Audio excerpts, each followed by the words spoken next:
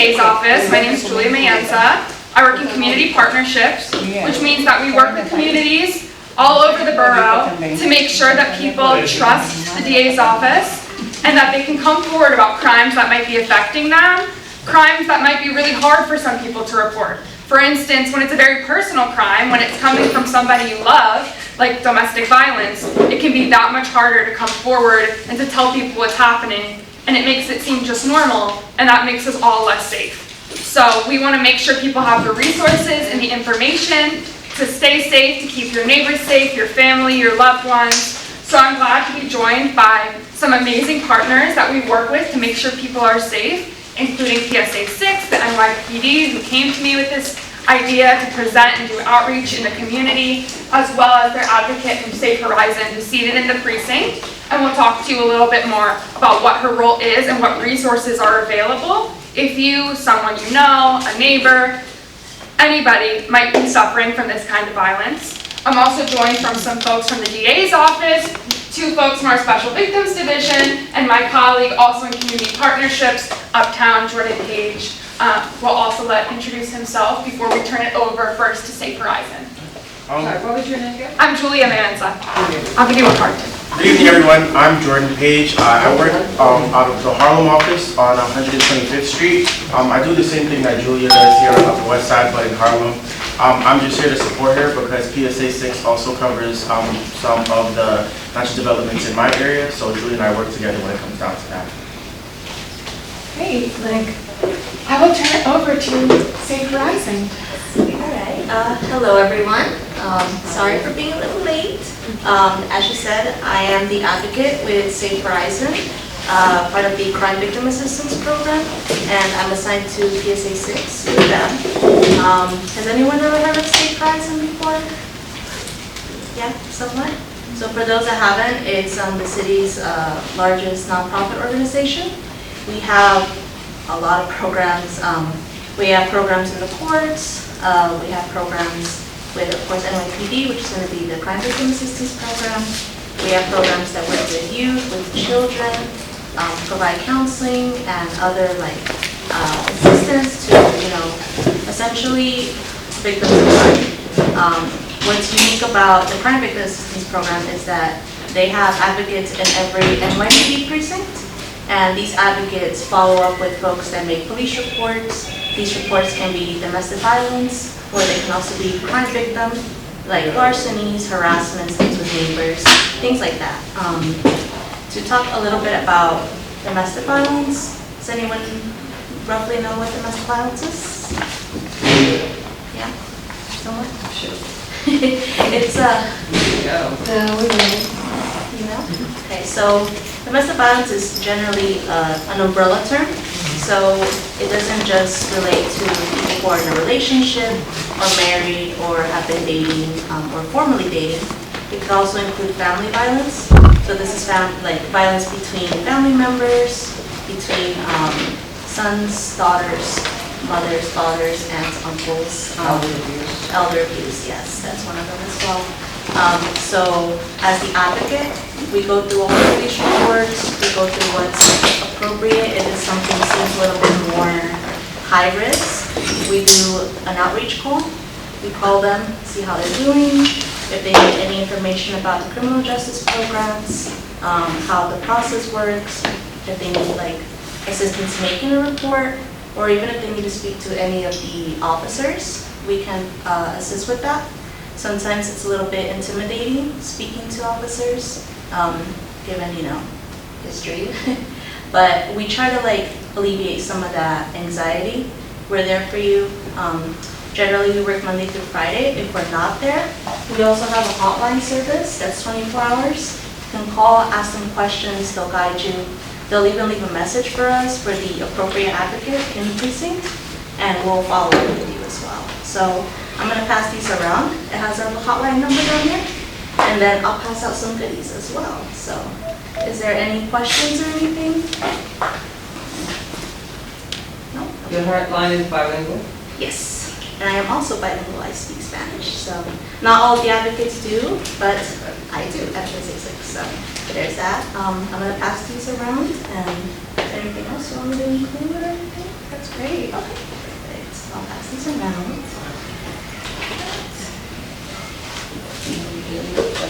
Yeah, I'll clarify the receipts first.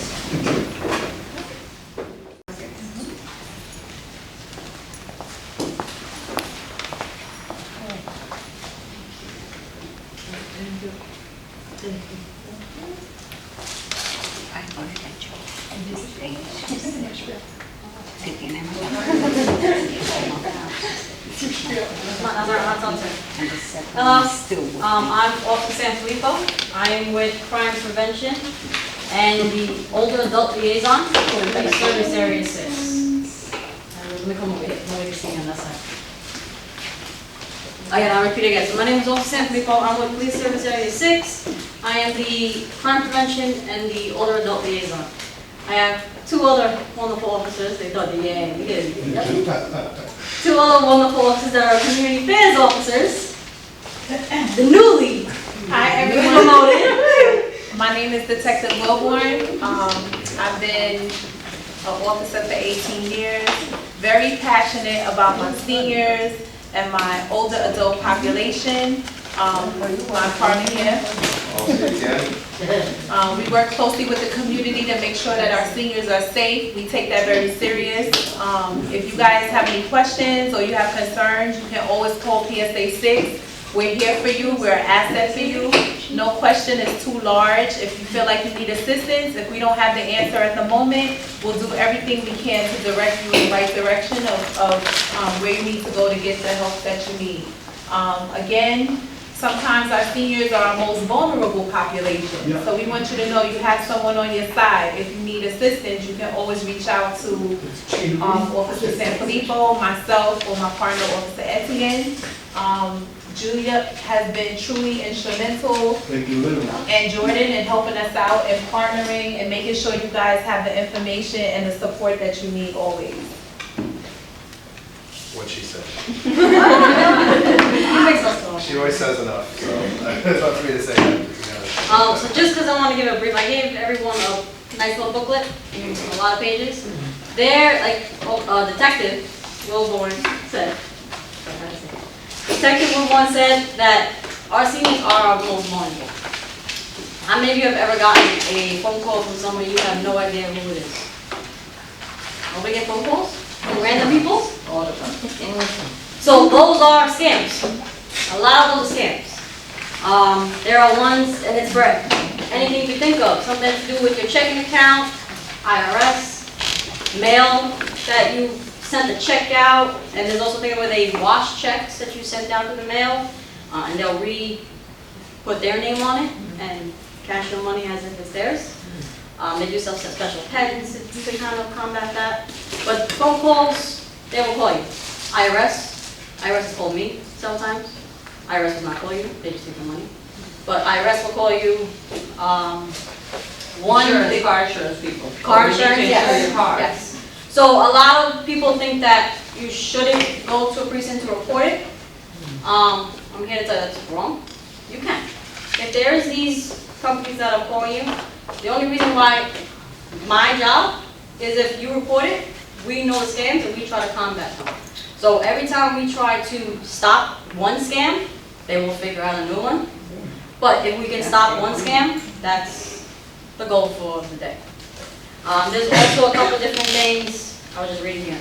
So security scam and EBT scams, they are hacking into your system and using that money, or having the checks sent directly to them.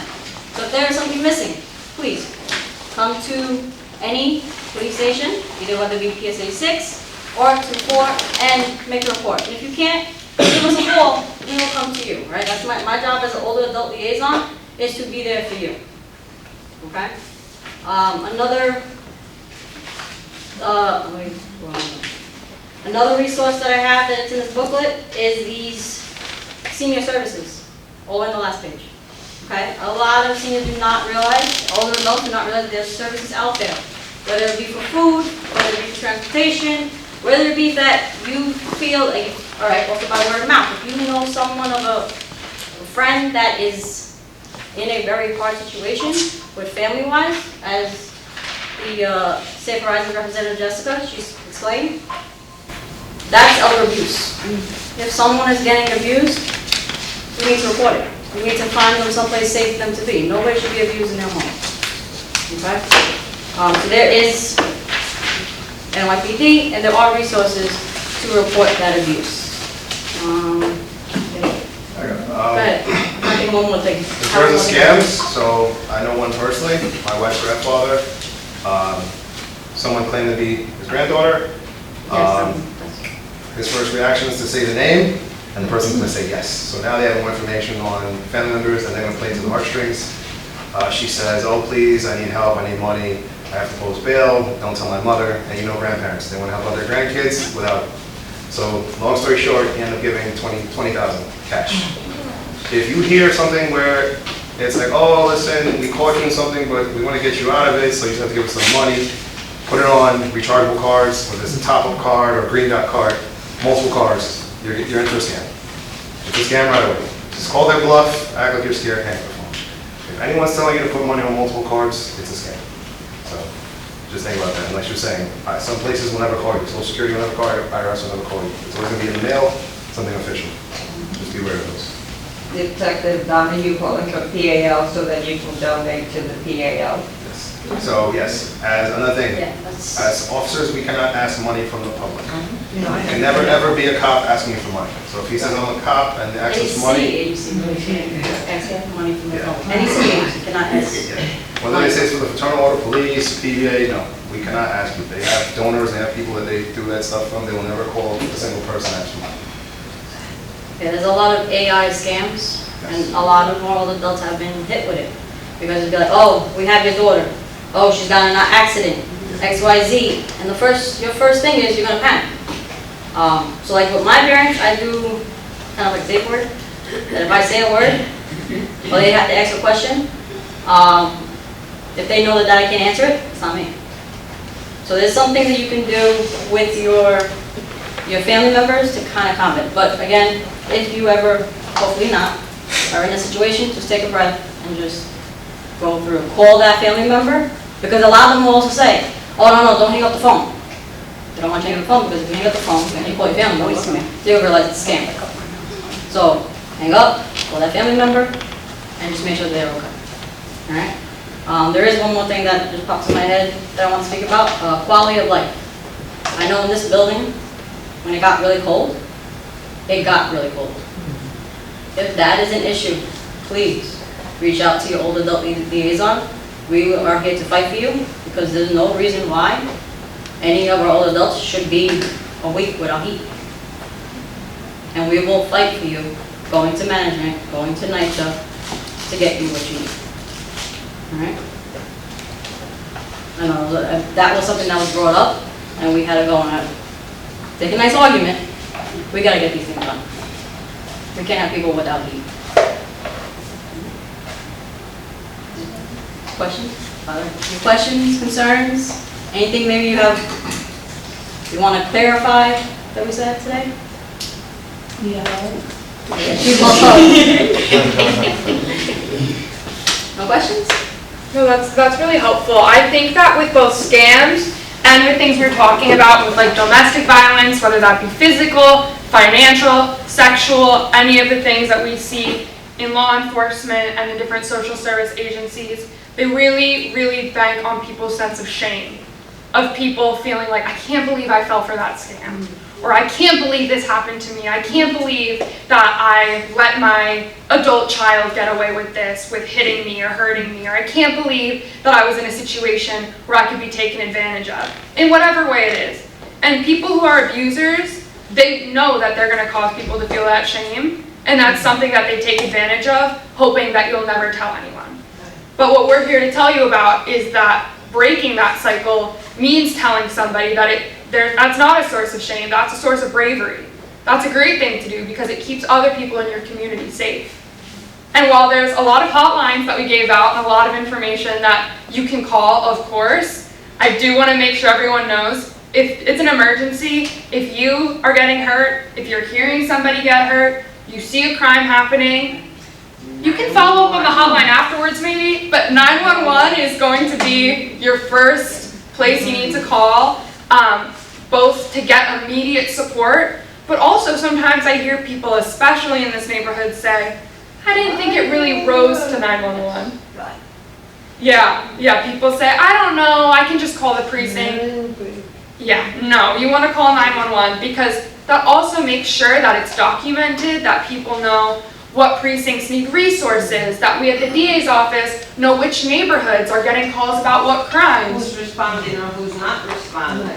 Exactly, it helps people to track a number of different statistics across the borough. So always call 911 if there's a crime, if you're hearing one, suspecting one, whatever it may be. But afterwards, and in other cases that may be sort of ongoing, there are so many hotlines to reach out to, so many resources. And I know those can be scary too, so we're also here to share our information so that you know that you can reach out to us if there's kind of a one-on-one concern that you want to talk through with a person, not just report to a hotline, please feel free. But I also do want to touch on another resource of the DA's office.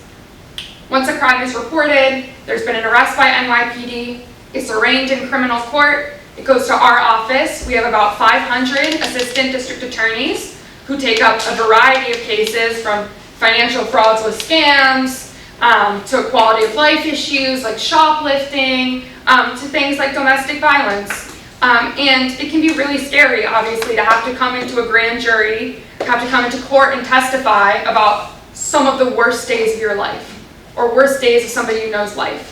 Fortunately, in our office, we have something called the Survivor Services Bureau. And this has advocates and we have counselors who speak a variety of languages, who are able to speak on to help you, to speak to you about what happened to you, to sit with you while you're going through it, to sit with you in court, to connect you to the Office of Victim Services, to help you fill out that application and make sure that you get the compensation you're owed for, say you need medical expenses paid, say, you had to miss work because of something that happened to you, to make sure that you're being fairly compensated. So there are also people at our office that you're not going in alone, and there are people who aren't lawyers who can sit with you and make sure that you are, feeling confident and feeling supported. And what we understand is a really terrible time. Nobody wants to be going through this. Nobody wants to be sitting in our office talking about, again, the worst day of someone's life. I also want to turn it over to some folks from my office, from our Special Victims Division. Under Alvin Bragg, we expanded Special Victims to a division, which means we got more ADAs and got more folks in order to prosecute special crimes that include things from elder abuse, intimate partner sexual violence, child abuse, to make sure that those victims are being especially taken care of, and the perpetrators in those situations are getting accountability. So we gave you these palm cards. If not, I will give them to you. And I can go around and make sure you have them. That have a number of resources on the back. I'm going to let our analysts speak a little bit, thank you so much, about some of the information that's on there, because I know sometimes you get a ton of information to read and it's kind of overwhelming. Hi, I'm Sophie. I'm in DA's office, and we're specifically in the Intimate Partner Sexual Violence Bureau.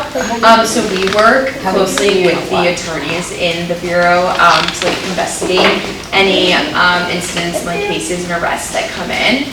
And we also, like Julia was talking about earlier, the hotline that's on the back of this card. It's a domestic violence helpline. All the analysts in our bureau, there's around 10 or 13 of us, we all have access to the hotline like on our desk phones, and it's from 9 to 5, so if you call during then someone will answer. If someone doesn't answer, you can leave a message and someone will get back to you. We only handle cases in Manhattan, but a lot of times people call about cases that happen in other boroughs, like Brooklyn, Bronx, Queens, and we'll be sure to give you the information and direct you to the correct hotline or precinct or department to talk to you about that.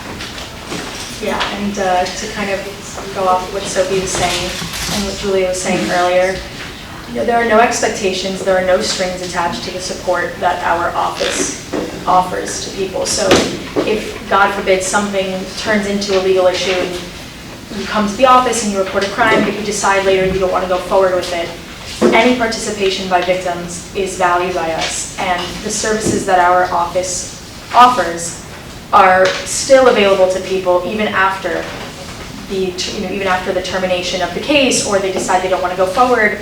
They can still be connected with our Survivor Services Bureau, and they can always come back. So victims are central to what we do. We work closely with them, and we want to help.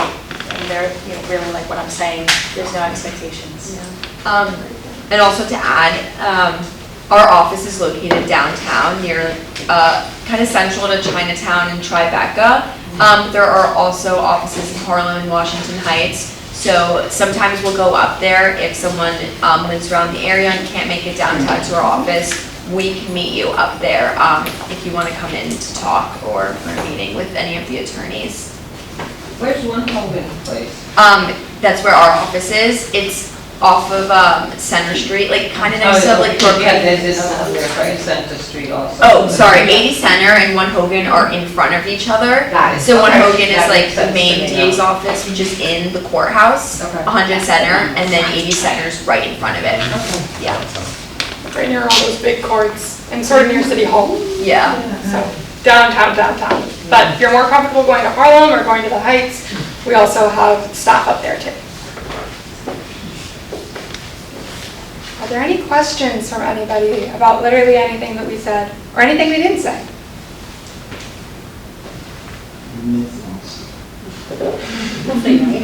We can talk after. We can talk after.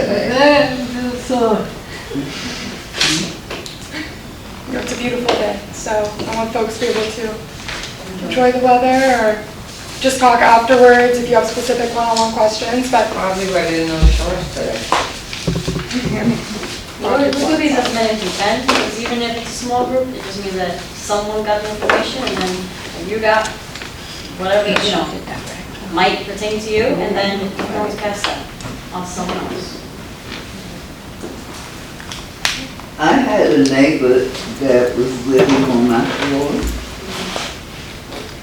and it was a domestic violence situation. by making sure that people are aware, it helps to have those intervention points where there's able to be outreach by a liaison.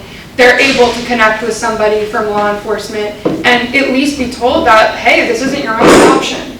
And so even though it can be difficult, especially if it's ongoing, because candidly, like our office, if there's not a witness, a CW, complainant witness who's willing to speak to us, it's very hard for us to take a case forward, especially on domestic violence. We can't, but it doesn't mean that there's not other forms of intervention that are valuable for that person. So I think calling is always valuable, but thank you for sharing that. Yeah, that was gonna be my question. So what you're saying that even if it's happened 1, 2, or 3 times and the police have come and each time they see that this person is probably getting hurt even worse and worse, there isn't a point where the police take the intervention of then just they themselves arresting this person without the actually victim pressing charges? So there's They can't. many different, domestic violence is always, Multi-class. yeah, let's just put it out there. It's a mess. It's not cookie cutter. So I would always say call, because by doing that, you are now, there's a domestic violence unit. And that domestic violence unit has boards and charts of apartments that consistently call, people that are continually getting abused, and people that we know are the abusers. So if you stop calling, we don't know what's happening, and we don't do those visits. I can tell you, I've done multiple visits in a week with DV on people that, oh no, I didn't call. Doesn't mean we stop. We'll still come to make sure, because we want to make sure that that is secure and safe. Why? Because of incidents that have happened. If there is a call that you made to 911 and we respond, there are an officer has to make the decision on what to do. We never want to leave an abuser with someone that is being abused. We will make a decision, even if someone says, I don't want them arrested, we will make a determination if this person needs to be removed or not. That was my question. We will make a determination. I mean, she's hanging there with her eyeball hanging out and her jaw and everything broken. So that is That's do you make a like decision? getting out of there. Yes, that is automatic arrest. Even she's like, oh, I don't want it. Same thing in the decision, right? Oh, I don't want it. That doesn't mean it stops. We continue to do it if we keep showing up and neighbors keep calling, that now gets put as like a high priority. And we continue to follow up. And then we follow up, she's got a black eye one day. Next day she's got a broken arm. That doesn't mean we stop. It means that we continue. It's just until that moment that we can make that move and remove that person, that's when we go. Because I remember, Unfortunately, they get to a point where sometimes I eyes are remember popping back up. in, We leave this person here and something's gonna get worse, we don't care. You don't really have a say, we need to remove this person. And then we will work with the DA, and we work with the courts to make sure that this needs to stop, because it also goes like, how many times has there been a call in this apartment? Until when do we just stop letting this person out? So, there's been situations where that's happened. Unfortunately, it takes some time, and it'll have to take cooperation, like Phil said, a victim has to cooperate with it, but it gets to a certain point where NYPD steps in, we just, enough is enough. I will say as well Hold on. that it doesn't just stop at the one phone call. The DV unit will keep going to the home to do follow-ups, especially if one of the parties has like a history or something, or just a history at home. They will keep going, even if the person doesn't want to speak to them. They'll keep trying until they get at least a positive either phone call or in person. And if they're insistent that they don't want to, move forward with the charges, then they might close it. But if something happens again, they just go right back. They just keep going and going and going, because they're held to that different standard, because we know domestic violence can, like you said, it can escalate so quick. And and I think sometimes the police get tired also. Because, yeah, and I understand that's the most dangerous call for police personnel. Because I think I remember something. The best analogy I can say is like one big train, everyone gets off at different stops. We're all on the same E train, but doesn't mean we're all in the same places. Just keep going. If you guys saw the news, the boyfriend that killed a 10-year-old a couple years ago during COVID, same day, that was also PSA 6. There was a lot of blame to go around, people trying to point fingers, but if you worked as us at DV, we knew the real story. When stuff was going on with that household, some neighbors called, some didn't. They would call, when you call back, they want to remain anonymous. As far as they're concerned, once they called, the police should just know everything. That's not how it goes. We do not have the right to just break everyone's door down because a kid is crying. Like, you need to give us information, whether it's a name, you know who the person is. And that was one of the issues that happened with that one. They were getting calls all week, but every time they asked for an apartment, no one knew. Thankfully, the officers had body cameras showing them literally knocking on everyone's door, waiting 5-10 minutes, and each time people were like, I don't know what you're talking about. When the person died, unfortunately, and the news came, and I had to sit on that door, and I saw how it was the night I went home to watch the news. They were like, oh yeah, we called the cops didn't do anything. One lady was out there having the time of her life, saying, yeah, I call all the time, and when they checked the callback, she wants to remain anonymous. So don't think because you talked to a neighbor and they called the police that was it. People give snippets. They might say the floor, not the door. They might say the door, when you ask who lives there, I don't know. We need it as much description as possible. You people need anonymous, give as much description as possible. An older gentleman, if you have to add race, because sometimes you have mixed race households, so you go to a door, we had something like that where they said it was 2 people who were Hispanic, but it was a black person and a Hispanic person. Because you go there, it's like, oh, okay, so it must not be this one because it's 2 Hispanic, but it's a mixed race household. So we need as much information as possible. We have times, as she said, it might take 7 times for the victim realizes, hey, I need to change. So they'll go there and say, no, I'm okay. So what are we gonna do? I can't force someone who says they're okay to tell me what, you know what I mean? So it's a constant cycle. It's a constant cycle. On the outside looking in, yes, you're gonna say they must get tired, but it's more like we wanna help the person so badly and they're not ready. So it's like when you have the best interest for someone and they're not ready, kind of like emotionally, it takes like a toll on you as well. And then there are repercussions where if something does happen, now everyone's gonna point blame at you when your intentions were totally for good. You know, there's nothing worse than being told you didn't want to do something that you really want to do. So, if I could speak bluntly. And I guess it must be harder, especially in the senior community, because then you have the situation where most of the seniors, even if it is a child or a son or a daughter or someone who does come by to take care of them every now and then and still visit, you know, and if they're in a level of dementia where they don't realize what's going on, you know, but you as the outsider, you're watching and you see what's going on, then we definitely have to make those calls for the ones that can't because they are not able to. Yes. And then if they feel that, oh my God, well, if they take them away, then who else is gonna come to take care of them? It takes a village, right? As everybody knows about that term, it takes a village, right? And I want to just add on to what Etienne said. When you make a call to 911, yes, we will try to get as much information. So if you do see a good neighbor or something that's happened that you are doing your good Samaritan act and you are calling on their behalf, usually we will try to talk to you to get as much information as we can. And some people are like, oh, I didn't call, it's them, it's not me.